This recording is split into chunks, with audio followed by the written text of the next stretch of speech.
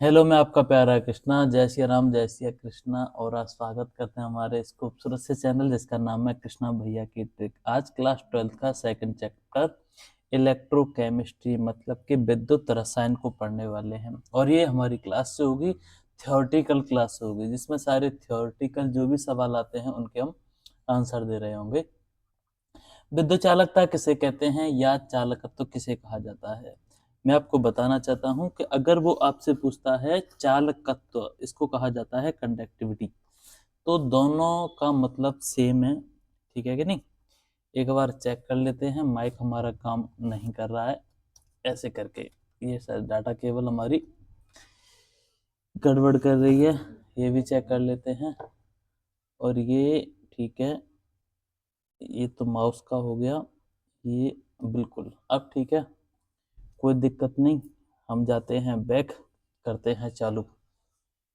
विद्युत चालकता के पूछा जाए कि इसको क्या कहा जाता है, तो इलेक्ट्रिकल कंडक्टेंस। क्या कहते हैं? इलेक्ट्रिकल कंडक्टेंस या कंडक्टिविटी। ये कंडक्टेंस होता क्या है कि कितने अच्छे से उसमें करंट फ्लो हो सकता है, उसको हम कंडक्टेंस कहते हैं। तो मैं कह सकता हूं जिसकी कंडक्टिविटी ज्यादा होगी उसका रेजिस्टेंस प्रतिरोध कम होगा। तो प्रतिरोध का उल्टा होता है और डेफिनेशन मेरी यहीं से बनने वाली है। क्या? सी इक्वल टू होता है 1/R। आर किसे कहते हैं? प्रतिरोध को। प्रतिरोध के व्युत्क्रम को चालकत्व कहते हैं। बोलिए मेरे साथ एक बार, प्रतिरोध के व्युत्क्रम को। आराम आराम से लिखने वाले हैं। प्रतिरोध के व्युत्क्रम को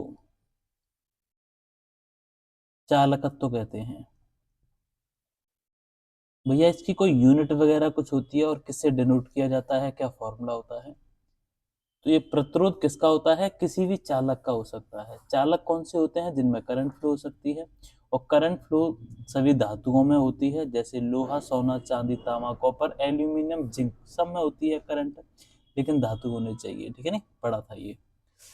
तो इसका जो फॉर्मूला बनेगा, क्या बनेगा? C equal to 1/R।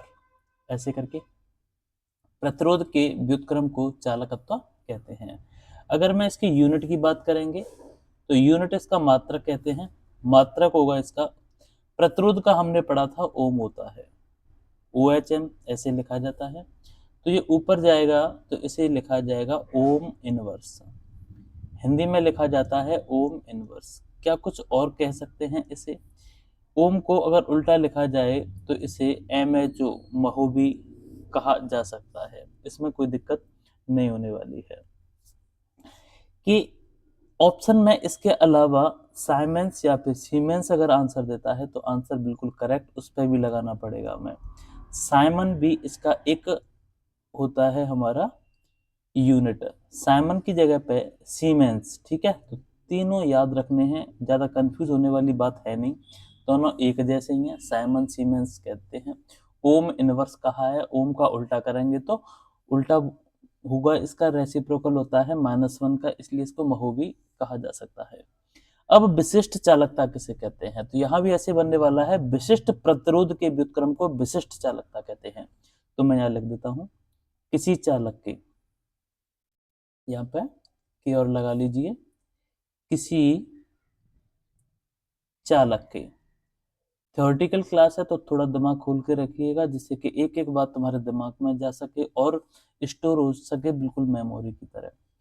किसी चालक के, ये तो सब में लगाना है दोनों डेफिनेशन में। प्रतिरोध के स्थान पे यहाँ लिखेंगे हम विशिष्ट प्रतिरोध, क्योंकि विशिष्ट चालकता है। तो यहाँ लिख देंगे आसानी से विशिष्ट प्रतिरोध के व्युत्क्रम को, विशिष्ट प्रतिरोध के व्युत्क्रम को, प्रतिरोध के व्युत्क्रम को, व्युत्क्रम को विशिष्ट चालकता कहते हैं। ठीक, दो परिभाषा मैंने याद कराई हैं और शायद दोनों की दोनों आपको याद हो चुकी होंगी। ठीक है कि नहीं? विशिष्ट चालकता कहते हैं। तो भैया इसका मात्रक क्या बनेगा? तो मात्रक क्या बनेगा इसका, ध्यान से सुनिएगा। इसे कप्पा से डिनोट करेंगे, के को थोड़ा मोड़ दीजिएगा, इसे कहा करेंगे हम कप्पा। कटप्पा का भाई मान लीजिए आप कप्पा। ये रेसिप्रोकल होता है किसका, रॉ का, इसे हम रॉ बोल सकते हैं, ये विशिष्ट प्रतिरोध होता है। अगर मैं बात करूं रॉ का मात्रक क्या होता था, तो इसका होता था ओम मीटर। ओम मैंने लिखा, अगर एरिया और ये लंबाई मीटर में दे रखी है तो मीटर लेंगे। अगर इसका इन्वर्स कर दिया जाए तो इसकी जो यूनिट बनने वाली है वो बनेगी ओम इनवर्स मीटर इनवर्स। इसे लिखेंगे हम ओम इनवर्स और ये होगा मीटर इनवर्स। क्या इसकी जगह पर कुछ और भी लिखा जा सकता है, तो आप कहोगे कि भैया ओम इनवर्स को क्यों ना हम साइमन लिख दें, तो बिल्कुल लिख सकते हैं साइमन, और मीटर इनवर्स हमारा मीटर इनवर्स ही रहने वाला है। इस तरह से दो परिभाषाएं थी, दोनों परिभाषाओं को बहुत अच्छे से हमने याद कर लिया। एक बार रिवाइज करते हैं। विद्युत चालकता किसे कहा जाता है, तो मैंने बताया था ये प्रतिरोध का उल्टा होता है। अगर कहीं पर रेजिस्टेंस ज्यादा होगा तो वहां पर चालकत्व तो कम होगा, अर्थात ये एक दूसरे के उल्टे होते हैं। किसी चालक के प्रतिरोध के व्युत्क्रम को ही चालकत्व तो कहते हैं, और यहाँ सेम बनेगी, किसी चालक के विशिष्ट प्रतिरोध के व्युत्क्रम को ही विशिष्ट चालकता कहते हैं। कप्पा से डिनोट करेंगे इसे, 1/ρ इसका फॉर्मूला होता है। ठीक है कि नहीं, चलते हैं।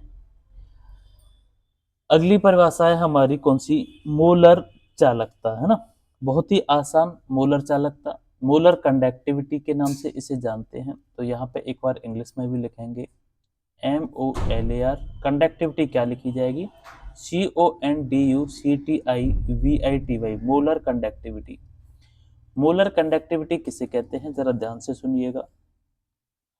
किसी विलयन के एक निश्चित आयतन में, कोई भी विलयन है उसका एक निश्चित आयतन ले लीजिए, 1 लीटर 2 लीटर कितना भी ले सकते हैं, उसमें उपस्थित विद्युत अपघट्य। विद्युत अपघट्य क्या होता है, एक तरह से ये तेजाब मान लीजिए बैटरी में विद्युत अपघट्य का ही कार्य करता है। उसमें जो भी सॉल्यूशन है वो विद्युत अपघट्य का काम करेगा। एक मोल द्वारा उपलब्ध कराए गए आयनों की चालकता को ही मोलर चालकता कहते हैं। बड़ा आसान है। तो कोई बिलियन ले लीजिए, तो मैंने लिखा सबसे पहले किसी बिलियन में, या किसी बिलियन के लिए एक ही बात है। किसी बिलियन के एक निश्चित आयतन में, है ना, कितना भी हो सकता है, एक निश्चित आयतन में 1 लीटर या 10 लीटर, है ना, या फिर 100 लीटर, कितना भी निश्चित आयतन हो सकता है। तो एक निश्चित आयतन लेना है हमें, ठीक है नहीं। मैं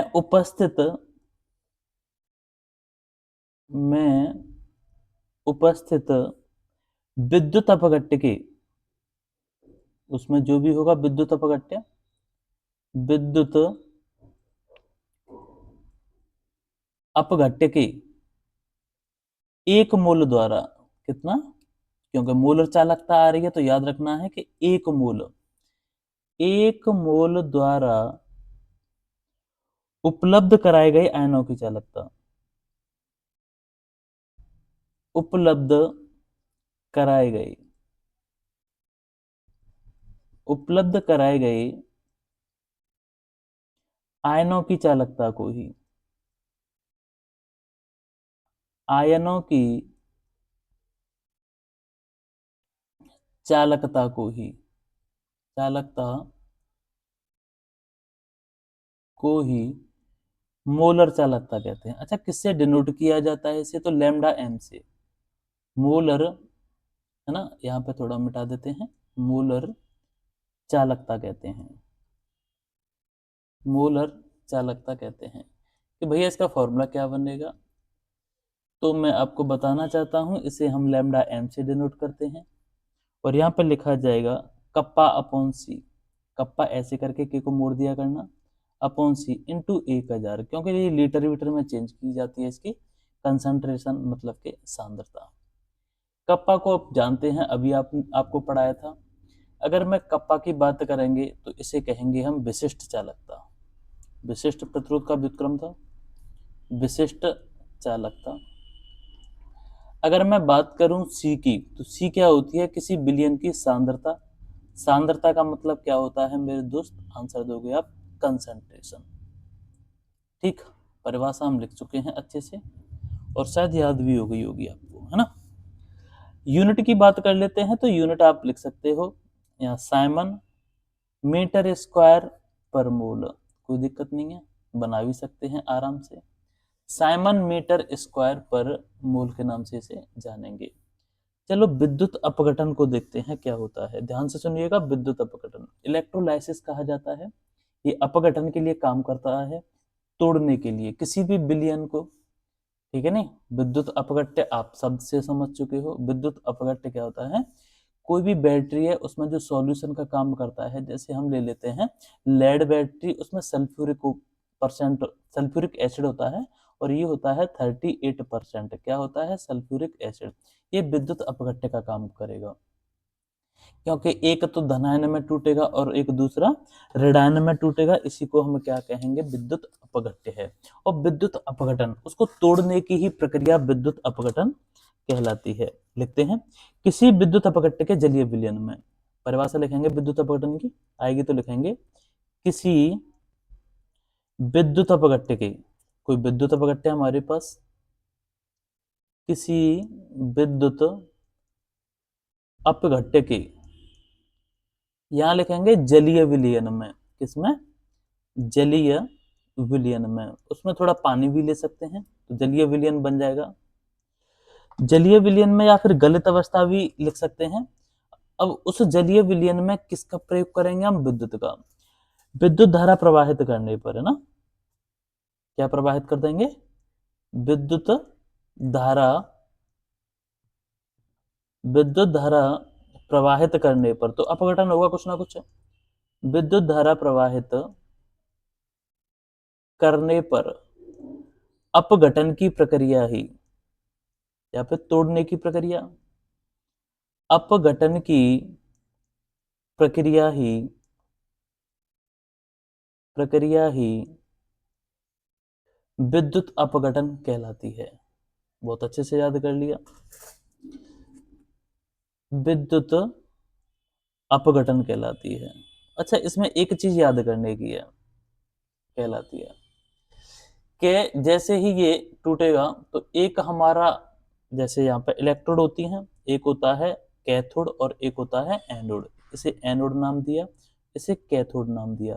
कैथोड पे हमेशा इसमें पॉजिटिव लिया करेंगे और एनोड पे हम नेगेटिव साइन लिया करेंगे। ये हमारा यहाँ बना लेंगे, ये हमारा क्या है, विद्युत अपघट्य है।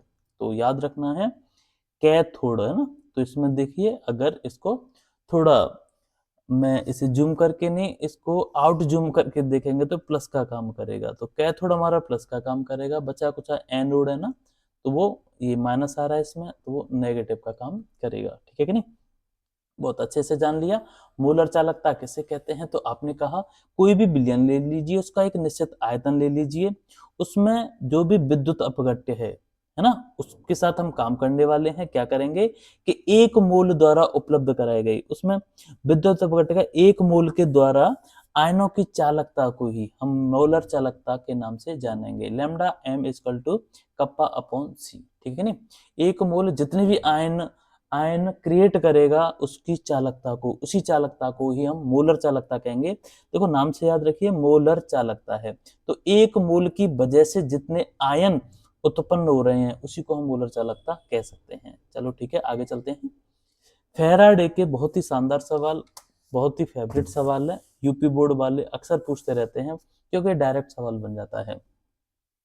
हमारे जो फैराडे जी थे, उन्होंने हमें दो नियम दिए थे, और कब दिए थे, तो सन 1833 में। ये एग्जाम, इसके बाद जो भी 12th के बाद हम कंपटीशन में जब उतरते हैं तो ये सवाल पूछ लिया जाता है, फैराडे ने कब नियम दिए थे, तो 1833 में, सन 1833 में। कितने नियम दिए थे, तो दो नियम दिए थे। यहाँ पे लिखेंगे हम प्रथम नियम, यहाँ लिखेंगे हम प्रथम नियम, और नीचे लिखने वाले हैं हम दूसरा नियम, द्वितीय नियम। द्वितीय नियम कौन सा होता है और प्रथम नियम कौन सा होता है, बहुत ही आसान नियम है, फॉर्मूले के माध्यम से आपको मैं याद कराने की कोशिश करूंगा। फर्स्ट लॉ और सेकंड लॉ। फर्स्ट लॉ में लिखना है आपको, क्या लिखना है, यहाँ ब्रैकेट में लिख देता हूँ, W डायरेक्टली प्रोपोर्शनल Q।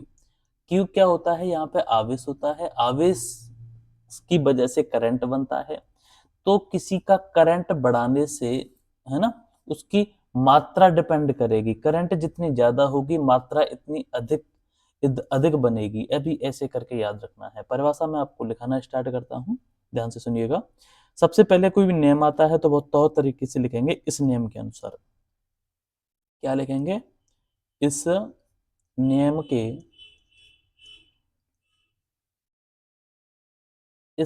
के अनुसार कॉमा लगा के और इन्वर्टेड कॉमा स्टार्ट करते हैं। विद्युत अपघटन में प्रत्येक इलेक्ट्रोड पर क्या लिखेंगे? जो हम पढ़े थे अभी, विद्युत अपघटन पढ़े थे। विद्युत अपघटन में, विद्युत अपघटन क्रिया के दौरान, ठीक है नहीं, में जो भी हमारी इलेक्ट्रोड थी ना, पॉजिटिव और एक नेगेटिव थी, प्रत्येक इलेक्ट्रोड पर, प्रत्येक, अब ये थोड़ा हैंग होने वाला है, मुझे पता चल जाता है इसका, प्रत्येक इलेक्ट्रोड पर मुक्त होने वाले पदार्थ की मात्रा, इसी को डब्ल्यू कहा जाता है। मुक्त होने वाले, मुक्त होने वाले पदार्थ की मात्रा, मुक्त होने वाले पदार्थ की मात्रा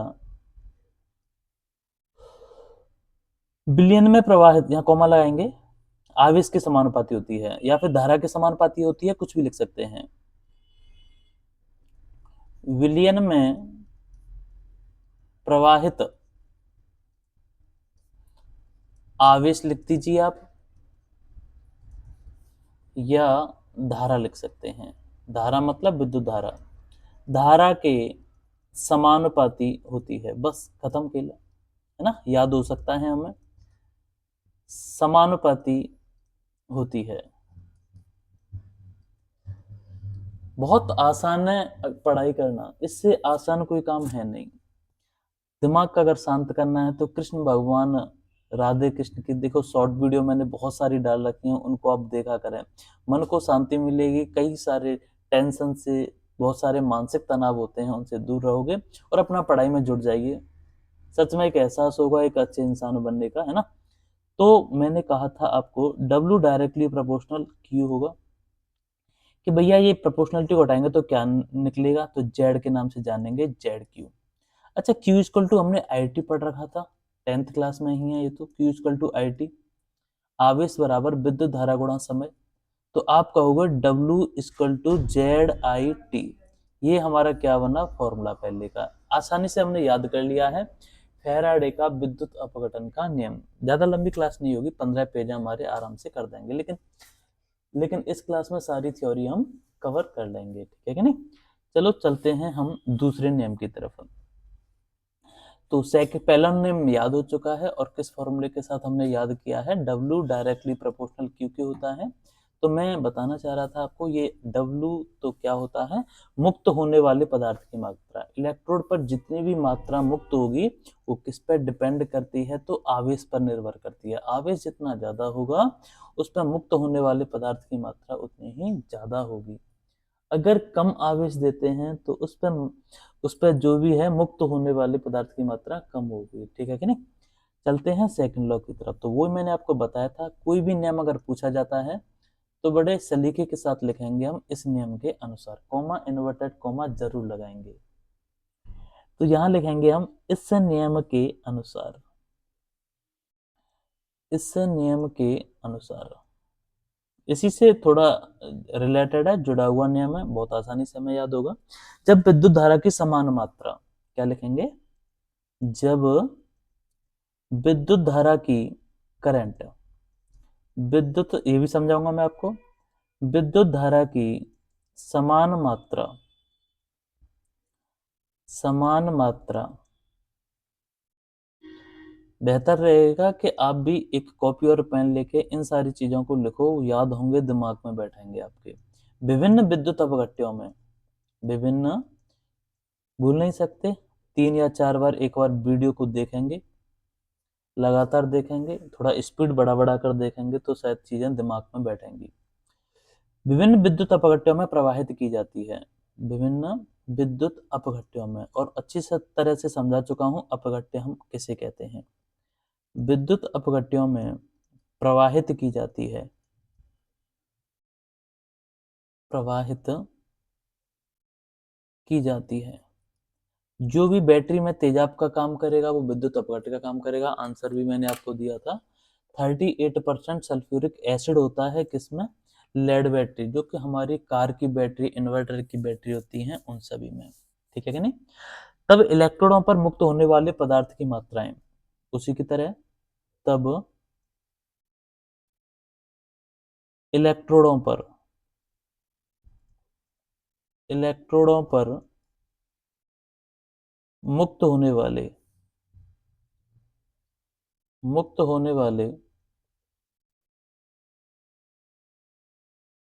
पदार्थ की मात्रा, उसमें जितनी मात्रा एकत्रित हो रही थी या फिर मुक्त हो रही थी वो किस पर डिपेंड कर रही थी?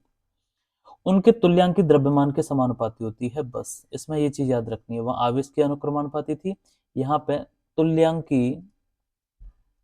तुल्यांकी द्रव्यमान के समानुपाती होती है। ये वर्ड हमें याद रखना है, तुल्यांकी द्रव्यमान के समानुपाती होती है।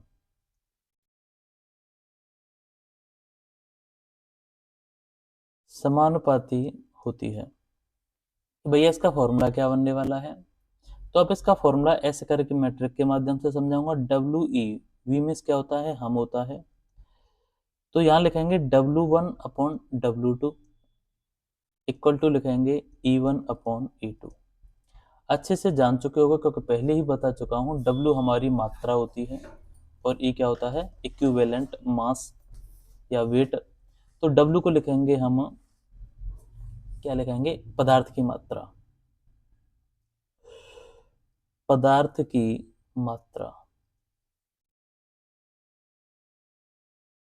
और अगर मैं ई को लिखना चाहूं तो ई को लिखा जाएगा इक्विवेलेंट वेट, मतलब कि तुल्यांकी द्रव्यमान।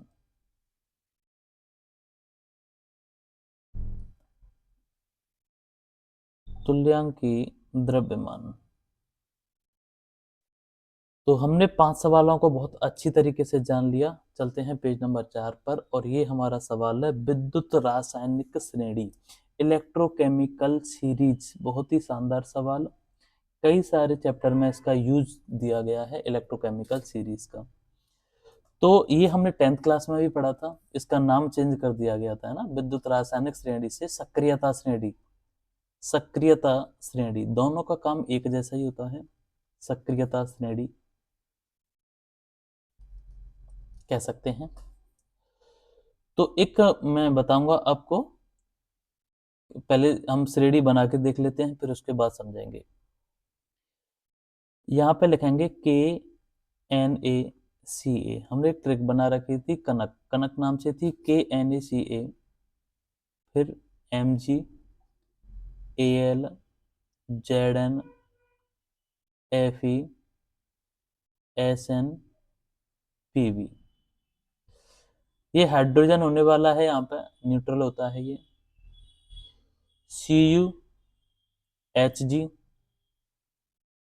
AgAuPt, प्लेटिनम सोना है, और ये हमारी सिल्वर है, मरकरी है, कॉपर है, hydrogen, lead, tin, iron, zinc, aluminium, magnesium, calcium, sodium और पोटेशियम। हमने ऐसे अपने स्टाइल में एक ट्रिक बना रखी थी। इसकी कई सारी ट्रिक बन सकती हैं। कनक मांगे आलू जने, फीस की सुनेगी कि नहीं पता नहीं, हाइड्रोजन Cu और Hg ने Ag और Au को पीट दिया। तो इसके माध्यम से हम जानेंगे, ये ऊपर जो जो भी होंगे इनकी रिएक्टिविटी को दर्शाएगा। ये मोर रिएक्टिव है और ये हमारे जो है लेस रिएक्टिव है। सबसे अच्छा रिएक्टिव सक्रिय कौन सा होगा? के होगा, पोटेशियम होगा। लेकिन यहाँ पे 12th क्लास में इन्हीं को क्या कहा गया है? इनको कहा गया है अपचयन, अपचयन इलेक्ट्रोड विभव, है ना। तो सबसे ज्यादा किसका होगा, सबसे कम किसका होगा? इनका सभी का नेगेटिव में रहा करेगा, और ये नीचे वाले अधिक सक्रिय होंगे, इनका पॉजिटिव रहा करेगा। तो इनका एक असेंडिंग ऑर्डर बना दिया गया। इसी ऑर्डर को सीरीज नाम दे दिया गया। और सीरीज कौन सी? हमारी इलेक्ट्रोकेमिकल सीरीज। लिखेंगे अलग अलग तत्व हैं तो क्या लिखा जाएगा? लिखेंगे मेरे साथ साथ विभिन्न तत्वों को। बहुत सारे तत्व हैं तो क्या लिखा गया? विभिन्न तत्वों को उनके बढ़ते हुए उनके बढ़ते हुए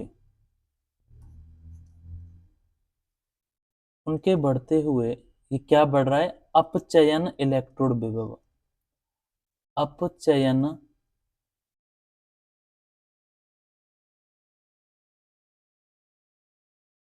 इलेक्ट्रोड अपचयन इलेक्ट्रोड विभव के क्रम में रखने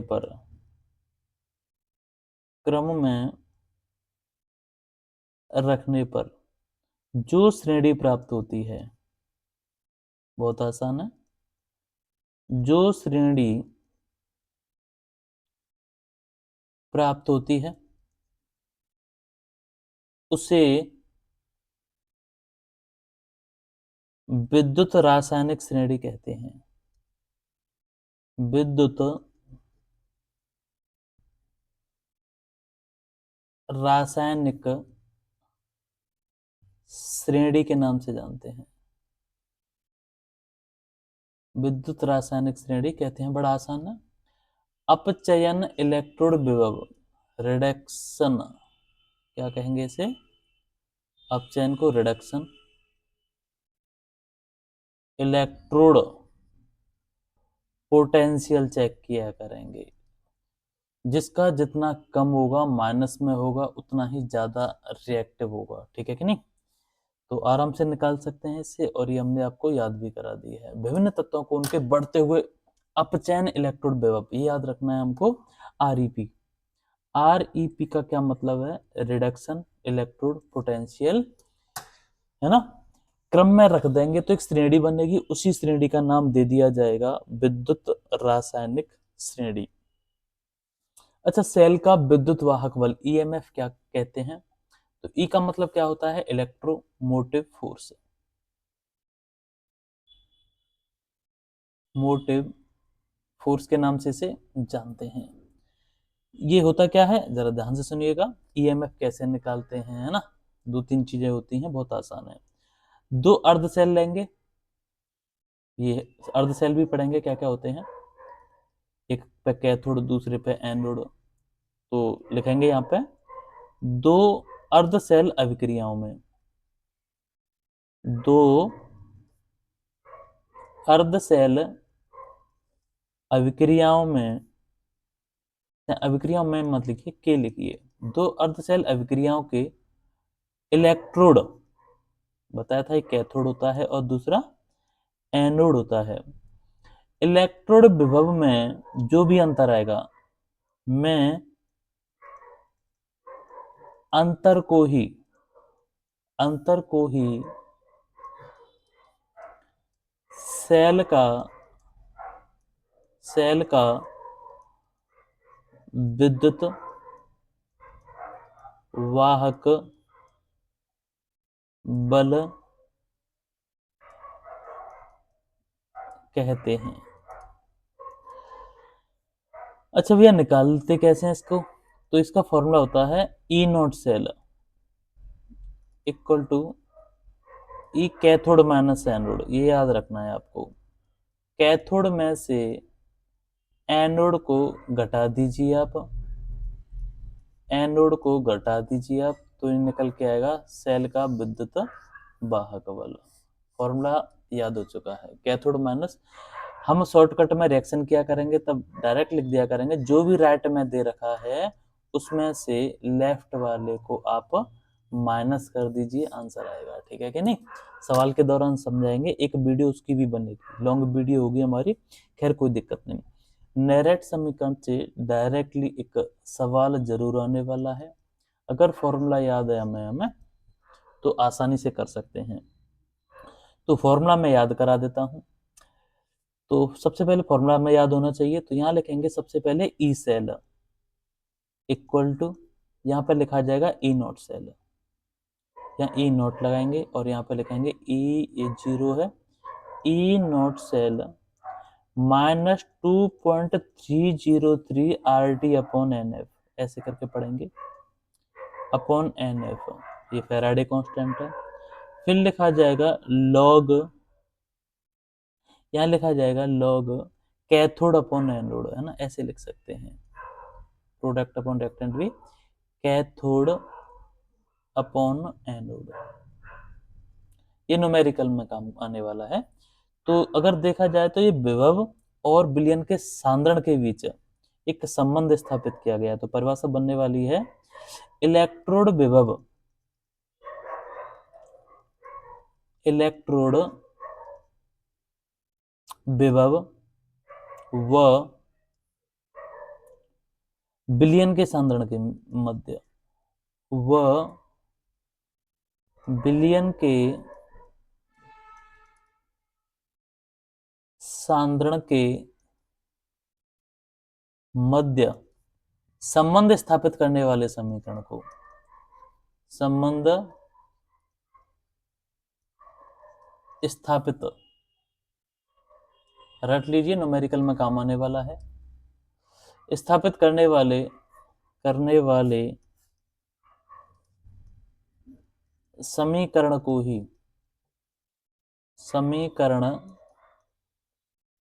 को ही नेर्नस्ट समीकरण के नाम से जाना जाता है।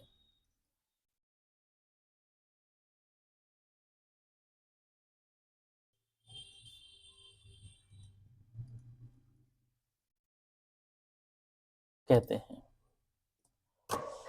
चलते हैं भैया अगले सवाल की तरफ।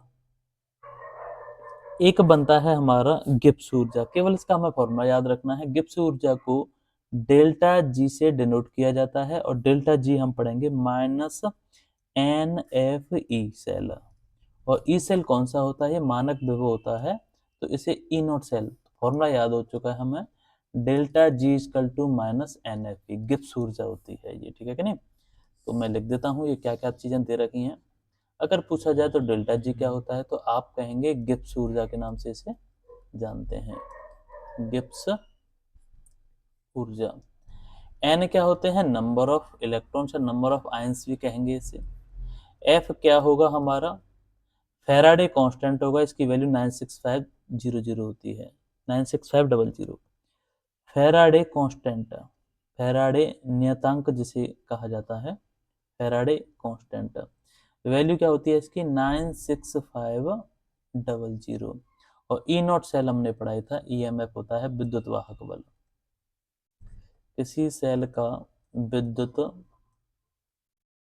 वाहक बल के नाम से इसे हम जानते हैं। चलते हैं अगले पेज की तरफ। अब बैटरियां कौन कौन सी होती हैं, जरा ध्यान से सुनिएगा। बैटरियां मतलब सेल के नाम से इसे जानते हैं। सेल क्या होता है, सेल क्या होता है, एक ऐसी डिवाइस होती है, या फिर क्या कहेंगे, ऐसी युक्ति,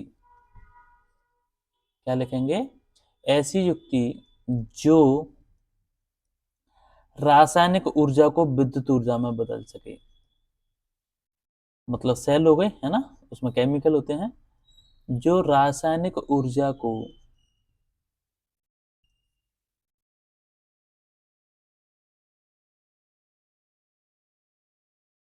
विद्युत ऊर्जा में बदल सके, विद्युत ऊर्जा में बदल सके। दो कैटेगरी में डिवाइड कर दिया गया। एक पढ़ेंगे हम प्राथमिक सेल, और एक होता है द्वितीयक सेल। प्राथमिक सेल किसे कहते हैं और द्वितीयक सेल किसे कहते हैं, प्राइमरी सेल के नाम से जानते हैं इसे, प्राइमरी सेल,